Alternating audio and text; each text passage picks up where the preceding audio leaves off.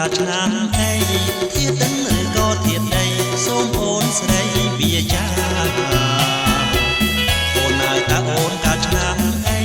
ធាតទឹកឬក៏ធាតដីសូមអូនស្រីវាចា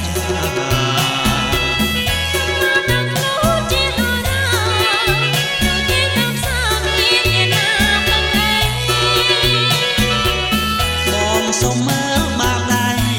តើអូនទៀតទេមានចាប់ដៃជើដៃនេះត្រជាងឥតអុកប្រមាបើគិតតាមក្បួនហោរាគេទាយថាទៀតលើដៃនេះត្រជាងឥតអុកប្រមាបើគិតតាមក្បួនហោរាគេទាយថាទៀតលើ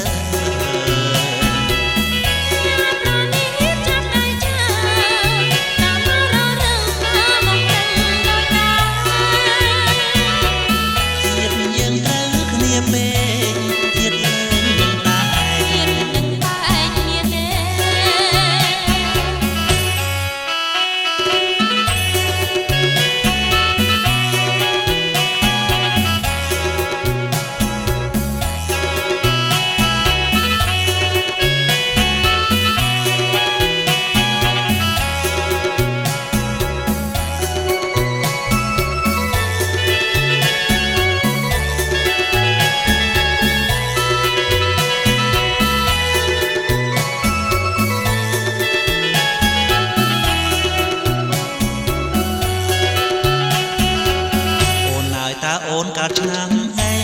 ធាតទឹកឬក៏ធាតដីសូមអូនស្រីវាចាអូនហើយតើអូនកាលឆ្នាំអីធាតទឹកឬក៏ធាតដីសូមអូនស្រីវាចា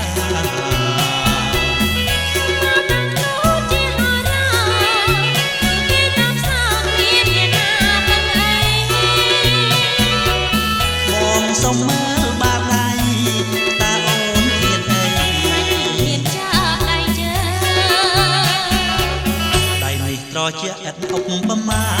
បើគិតតាមក្បួនហោរាគេទាយថាធាតលើដៃនេះត្រជាក់ឥតអុកប្រមាបើគិតតាមក្បួនហោរាគេ